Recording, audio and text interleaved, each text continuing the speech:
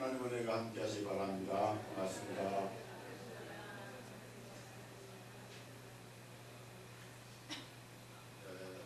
구약 성경 가운데서 이사야서는 아주 특별한 책이라고 할 수 있습니다. 우선 구성면에서 이사야서는 전체가 66장까지 이루어져 있는데 이것은 성경의 책수하고 같은 수가 됩니다. 성경도 66권으로 되어 있고 이사야서는 전체가 66장으로 이게 구성이 됩니다. 그 다음에 우리가 구약성경은 39권, 신약성경은 27권으로 되어 있는데 이사야서는 둘로 이렇게 나누어서 생각할 수가 있는데 1장부터 39장까지 그 다음에 40장부터 66장까지 전반부는 하나님의 그 심판에 대한 것을 말씀을 합니다. 구약 성경처럼 하나님의 심판에 대해서 말씀을 하고 있고 그 다음에 40장부터 66장까지 나머지 27장은 마치 우리 신약의 복음서처럼 메시아를 통한 죄사함과 구원의 복음을 이렇게 전하는 그런 내용으로 구성이 됩니다. 우리가 성경을 율법과 복음이라 보통 이렇게 말하는데 이사야서는 율법도 들어가 있고 복음도 들어가 있는 그런 내용으로 구성이 되어 있는 것이죠. 그래서 특별히 심판을 말할 때는 이제 열국에 대한 심판이 하나님에 의해서 이루어지는 것을 말하면서 마지막에는 유다에까지도 하나님이 심판하신다. 이것이 심판에 대한 하나님의 말씀입니다.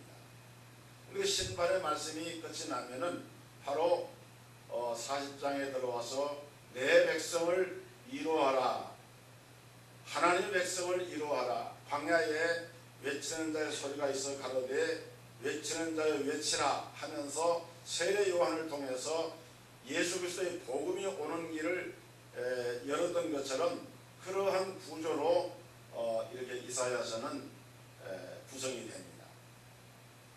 그리고 오늘 봉독한 말씀은 이제 41장의 내용인데 여기에 보면은 하나님께서 특별히 이스라엘 백성들에게 주시는 그 약속과 명령이 주어져 있는데 이 약속과 명령은 이사야뿐만 아니라 또 이사야 시대의 그 시대 사람들뿐만 아니라 오늘날 예수 그리스도를 믿고 섬기는 모든 하나님의 자녀된 성도들에게도 동일하게 주시는 명령이고 약속의 말씀입니다. 그럼 하나님께서 이사야를 통해서 어떤 명령을 하셨고 어떤 약속을 주셨는가? 무엇보다 먼저 하나님은 하나님의 백성들을 향해서 너희는 두려워하지 마라 이렇게 말씀을 합니다. 너희는 두려워하지 마라. 오늘 봉독한 본문에 보면은 그렇게 말씀을 하고 있습니다. 너희는 두려워하지 마라. 어떤 목사님이 성경에서 이 두려워하지 말라는 말이 자주 나오니까 한번 이제 인터넷 이 컴퓨터를 통해서 검색을 해봤습니다. 두려워하지 말라라고 하는 말이 몇 차례 나오는가 보니까 딱 366회가 나옵니다. 이건 제가 직접 조사한 건 아닌데 믿을만한 목사님이 그 글 가운데 이렇게 인용한 걸 제가 그대로 설명하는 거예요. 366번이 나오는 거예요. 1년은 며칠입니까? 1년은 365일이죠. 그러니까 1년 365일 날마다 한 번씩 하나님의 말씀을 통해서 너희는 두려워하지 말라 하는 말씀을 하나님이 하시는 거예요. 한 번 더 있는 것은 4년마다 윤년이 있잖아요. 366회가 딱 나온다는 거예요. 바꿔 말하면은 사람들이 얼마나 날마다 두려워하는 삶을 살면 하나님이 두려워하지 말라 하는 말씀을 366회나 성경에 기록을 해서 이 말씀을 하셨겠느냐 하는 거예요. 어떻습니까? 여러분들은 두려워하지 않습니까? 두려워하지 말라고 하는 말은 불신자에게만 하는 말이 아닙니다. 예수를 믿는 하나님의 자녀된 성도들, 하나님의 택한 백성 야곱, 이스라엘을 향해서 너희는 두려워하지 말라 이 말씀하신 것은 그만큼 믿는 자나 믿지 않는 자나 사람들이 세상을 살아가면서 두려워하는 마음을 가지고 있다고 하는 것을 반증하는 거예요. 그럼 왜 두려워하는가? 두려워하는 원인이 무엇인가? 이걸 알아야 되거든요. 한마디로 말하면 두려움을 갖게 하는 그 원천은 다른 데 있는 것이 아니라 우리 인간의 범죄에 있습니다. 죄로 말미암아 죄의 삭은 사망입니다. 그래서 죄 때문에 두려워하고 죄 때문에 고통스러워하는데 이 죄 문제를 해결받으면 두려움은 자연스럽게 떠나가게 됩니다. 그 죄로부터 우리에게 찾아오는 두려움이 여러 종류가 있는데 구체적으로 말한다고 하면은 먼저 사람들은 자기 삶 가운데서 일어나는 실패를 두려워합니다. 우리 인간의 가장 큰 두려움은 실패에 대한 두려움입니다. 살면서 누구나 실패에 대한 두려움이 있습니다. 그래서 실패를 하지 않으려고 열심히 노력을 합니다. 자, 보세요. 경쟁사회에서 사람들은 남에게 지는 것을 실패라고 생각을 해요. 한일 축구 경기를 해가지고 축구 경기에 졌다 그러면은 실패했다 그럽니다. 대학에 떨어지는 것도 사람들은 입시에 실패했다고 이렇게 표현합니다. 사업이 망하는 것도 실패라고 생각을 합니다. 그래서 사람들은 할 수만 있으면은 실패하지 않으려고 죽을 고생을 하면서 노력을 하고 살아갑니다. 그러나 여러분, 우리 하나님께는 실패가 있을까요? 없을까요? 하나님은 실패가 없으실 뿐만 아니라 하나님의 시각에서 볼 때는 인간의 어떠한 문제도 사실은 실패가 아닌 거예요. 무슨 말이냐? 우리 인간의 눈으로 볼 때에는 실패처럼 보이는 그런 일들도 하나님의 섭리와 계획 안에서 보면은 실패가 아닌 일들이 많다는 겁니다. 여러분, 요셉이 형들의 미움을 받아가지고 애굽의 노예로 팔려갔습니다. 형들의 미움을 받아서 팔려갔으니까 이 요셉의 삶은 실패한 삶과 같았어요. 그렇잖아요. 만약에 여러분의 자녀가 누군가에게 유괴를 당해가지고 끌려가서 연락도 없고 벌써 한 3년 동안 소식도 두절이 되고, 그런데 어디서 들려진 소문이 어딘지는 모르지만은 어디 가서 남의 집에 가서 종살이 하고 있다, 노예살이 하고 있다. 만약에 그런 말이 들려진다고 하면은 여러분 어떤 감정이겠습니까?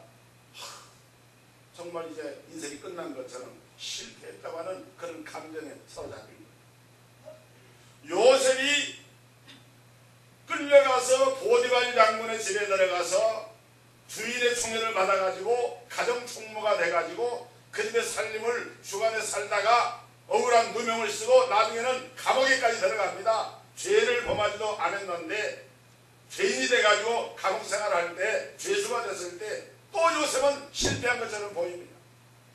여러분, 그러나 성경은 뭐라고 말합니까? 요셉이 노예로 팔려간 것도, 옥중에 들어가서 죄수의 몸이 된 것도 실패한 것이 아니라 하나님이 요셉을 연단하고 훈련시켜서 들어 쓰시기 위한 하나의 과정으로, 연단의 과정으로 그렇게 쓰셨다는 것뿐이에요. 믿으시기를 주의 이름으로 축원합니다. 성도의 실패는 그냥 실패가 아니라 하나님의 연단의 과정입니다. 유명한 상담학자인 앤 랜더즈는 우리 인간을 움직이게 하는 4대 요소가 있다고 해서 그것이 뭐냐? 첫째는 믿음, 두 번째는 소망, 세 번째는 사랑, 그다음 네 번째는 두려움이라고 했습니다. 우리 인간의 삶에 영향을 주는 네 가지 요소, 믿음, 소망, 사랑, 이 세 가지는 긍정적인 요소, 긍정적으로 작용을 합니다. 그런데 네 번째 이 두려움이라고 하는 감정은 우리의 삶을 부정적으로 만들고 파괴적으로 만드는 역할을 하는 것이 두려움의 감정입니다. 그런데 여러분, 이 두려움은 언제 만들어집니까? 언제 두려움이 생기나요? 믿음이 없을 때 두려움이 생깁니다.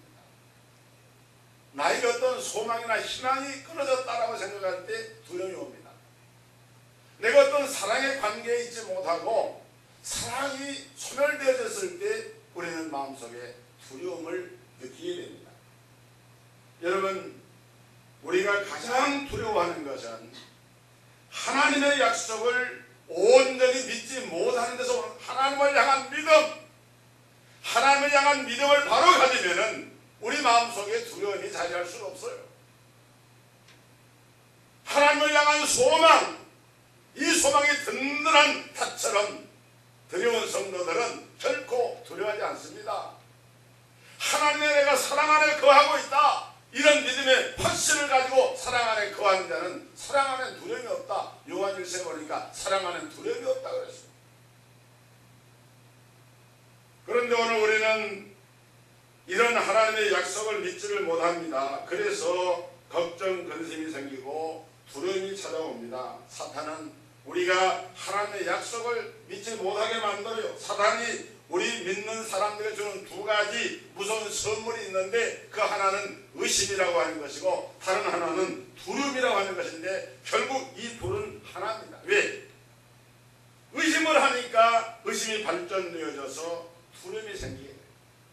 자신의 건강에 대한 확신이 없고 자꾸 자신의 건강에 대해서 의심하는 마음이 생기잖아요. 그러면 그 의심하는 마음이 발전해가지고 두려움으로 그 자리에 잡게 됩니다. 병원 가서 검사를 받고 결과가 나올 때까지 두려워합니다.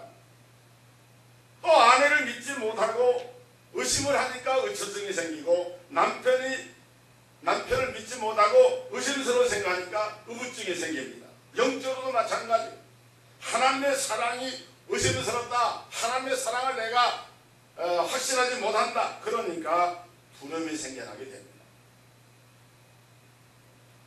그렇기 때문에 여러분, 모든 실패에 대한 이런 두려움을 하나님의 말씀의 약속을 믿는 믿음으로 물리치시기를 주의 이름으로 축원합니다.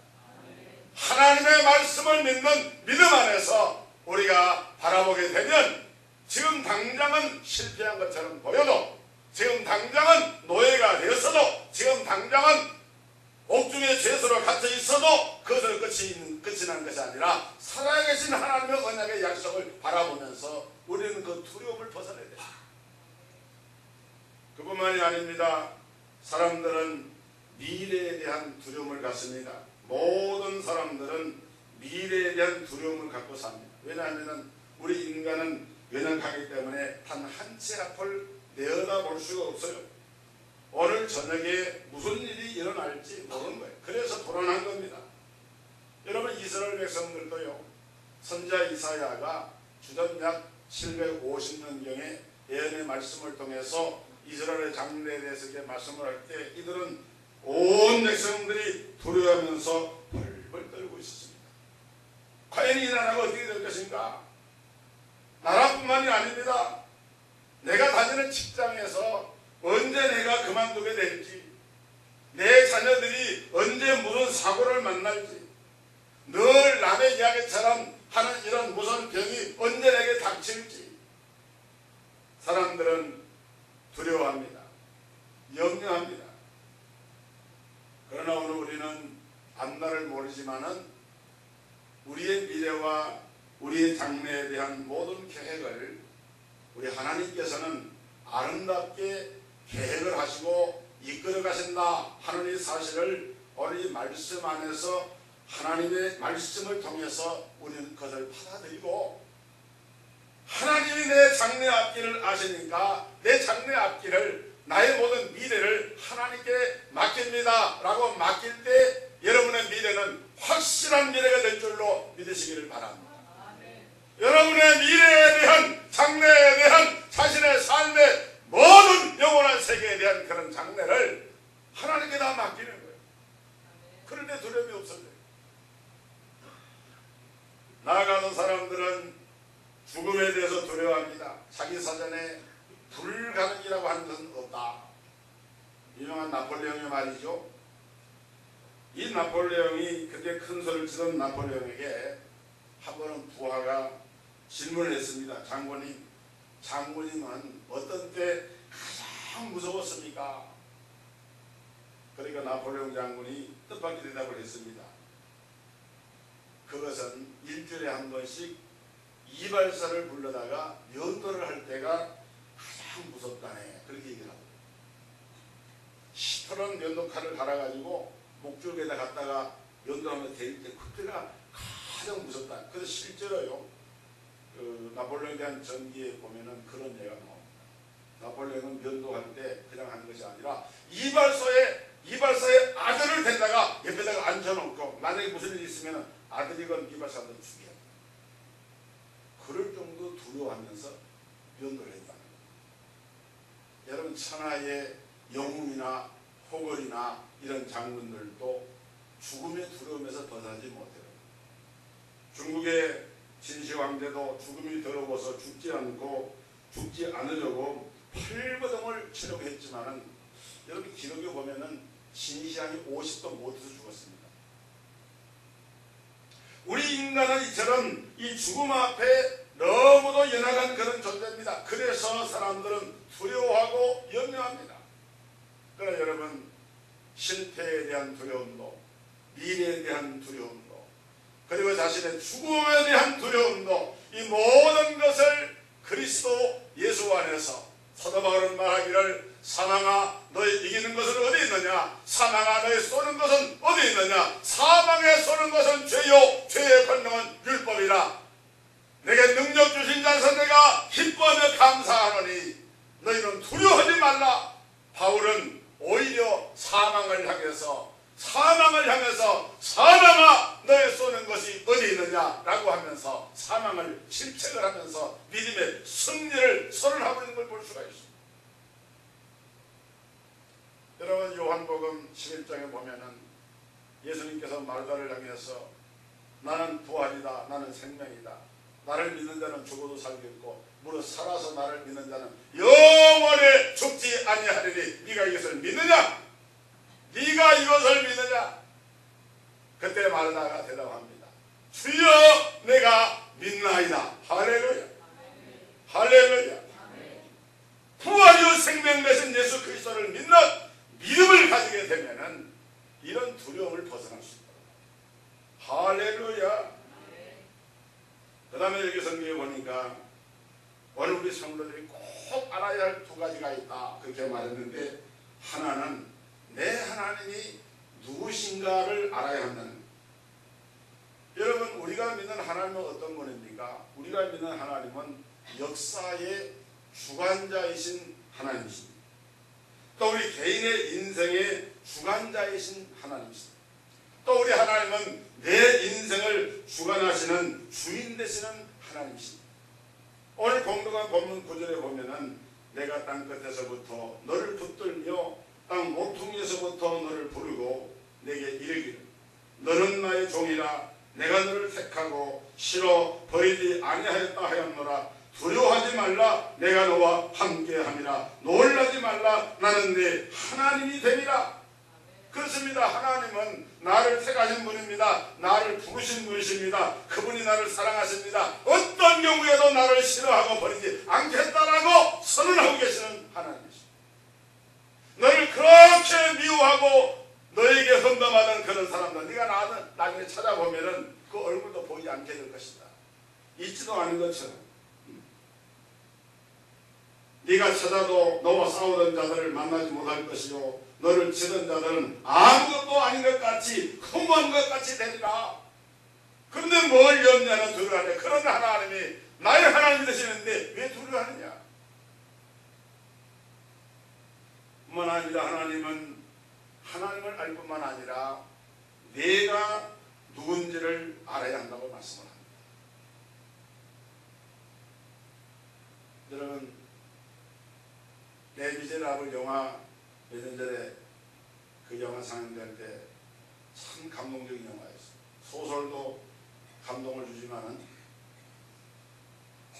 그 장발장이 그 영화 가운데 세상 가운데 나오는 말이 Who am I?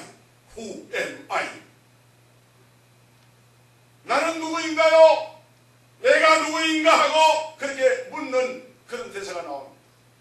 나는 누구인가? Who am I? 나는 누구인가? 이것은 우리 인생의 자기 존재에 대한 근원적인 물음이에요. 여러분 누굽니까? 나는 김한무개입니다. 이한무개입니다. 우리는 각자 자기의 이름을 들어서 자기 존재에 대해서 자기 실상에 대해서 어떤 대답을 할 수 있을 것입니다. 성경은 오늘 저와 여러분을 무엇이라고 말합니까? 너희는 하나님의 자녀다. 할렐루야. 한 따라해서 크게 하고서 나는 하나님의 자녀다. 제 말이 아닙니다. 내가 너를 지목하였고 내가 너를 구속하여 불렀나니 너는 내 것이라 말씀하신 하나님이 오늘 여러분 한 분 한 분을 가리켜서 너는 나의 자녀다. 너는 나의 아들이다. 너는 내 딸이다. 할렐루야. 이것을 우리가 분명하게 믿어야 된다. 그 말. 오늘 이 성경 본문에 보니까 지렁이 같은 너 야곱아 너 이스라엘 사람들아 두려워하지 말라. 나 여호와가 말하노니 내가 너를 도울 것이라. 네 구속자는 이스라엘의 거룩한 자신이라 라고 하면서 하나님이 우리를 구속했다라고 구속했다라고 하는 말은 하나님이 핏값을 주고 사셔서 당신의 소유된 백성으로 당신의 성도로 하나님의 자녀로 이렇게 삼으셨다는 거예요.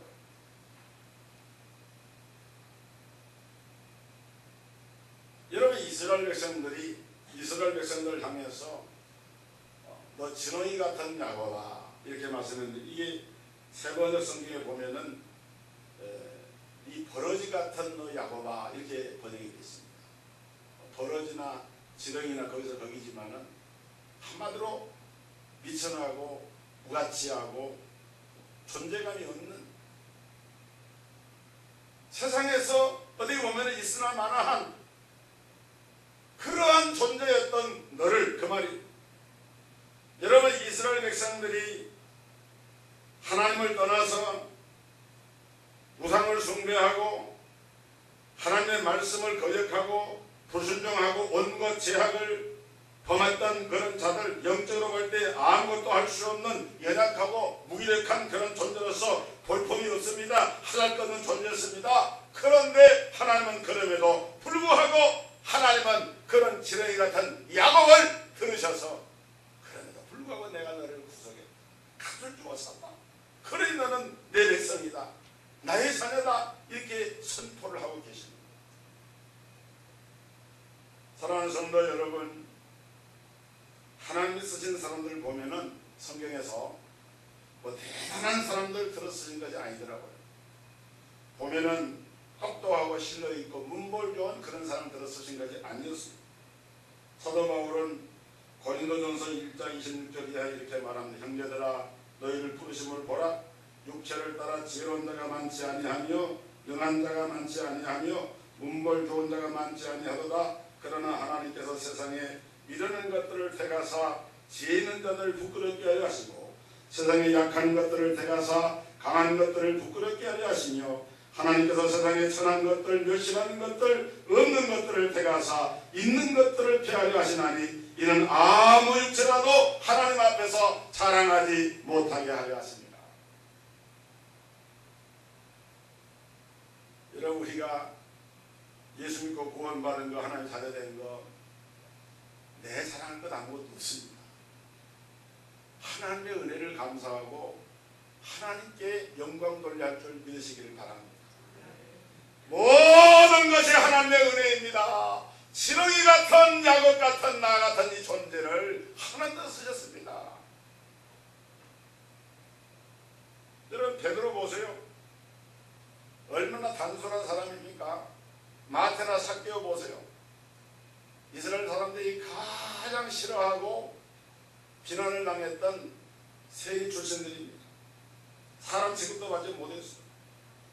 사울같이 교회를 핍박하고 자리하는 그런 사람도 하나님은 들어서 변화를 시켜가지고 들어쓰였어요. 베드로나 사도 바울이나 마태나 세리장 사개오나 그 시대의 주위의 사람들이 아니었어요. 그런데도 하나님은 그들을 택하셔서 변화시켜서 쓰신 분이 하나님이십니다.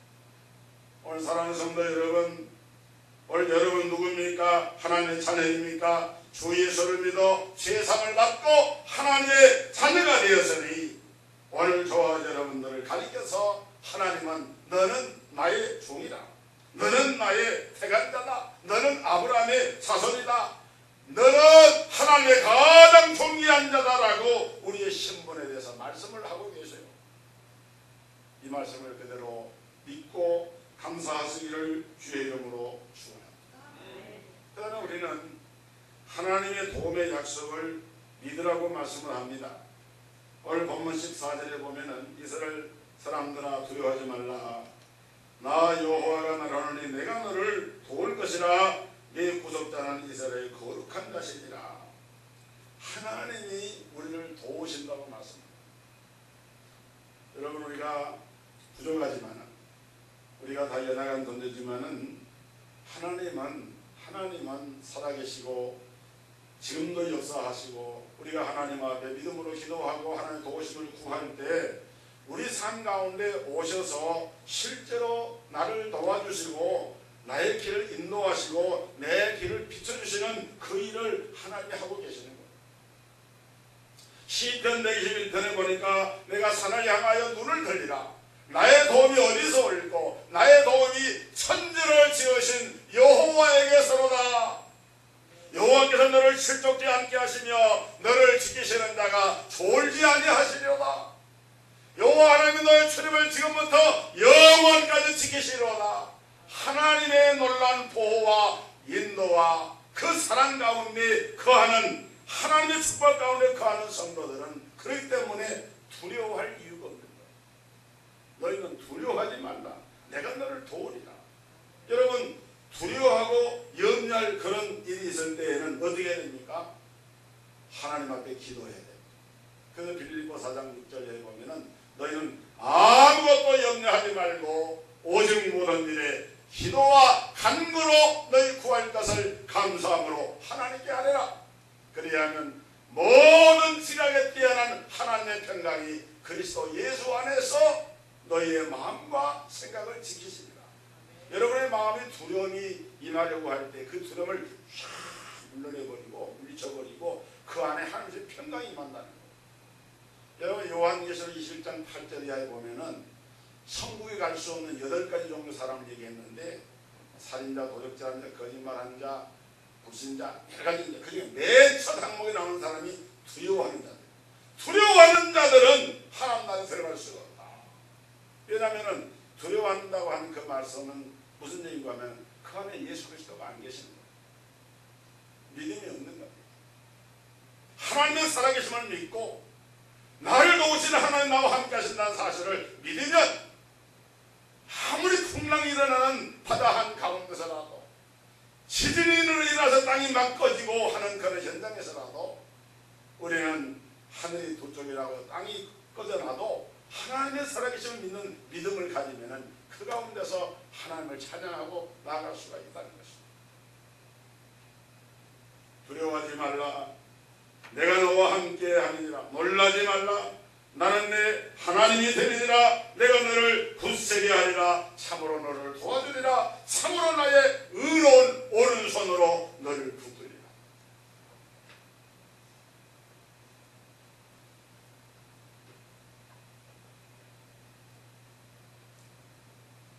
아침에 사모와 같이 산에 이렇게 올라가는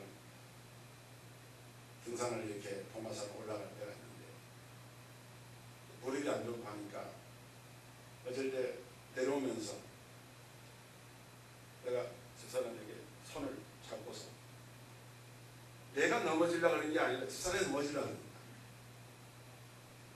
넘어지려고 하니까 손을 잡고서 여보려고 천천히 그러고 계단 내려올 때 잡고서 이렇게 내 손을 잡아줄 때가 있어. 안 그러면 넘어집니까? 그런 건 안 부르고 돼요. 그 산에 갔다가 내려올 때 손을 잡고 내려옵니다. 저는 그걸 생각하면서 오늘 이사야서 이 본문에 있는 말씀, 내 손을 붙들리라. 우리가 연약해서 넘어지고 실패하고 좌절하고 두려움에 빠질 수밖에 없는 그런 때라도 살아가신 우리 하나님이 함께 하셔서 내 삶의 길을 지키시고 인도하시고 내 발걸음 한 걸음 한 걸음을 하나님께서 그 손으로 권능의 손으로 붙드신다라고 이러면 그 믿음을 가지고 산다고 할 때에 두려워할 이유가 어디 있습니까? 등산할 때 누군가 손만 잡아줘도 힘이 되는데 우리의 인생길을 주님이 의로운 오른손으로 그것도 굳세게 붙잡아 주시겠다.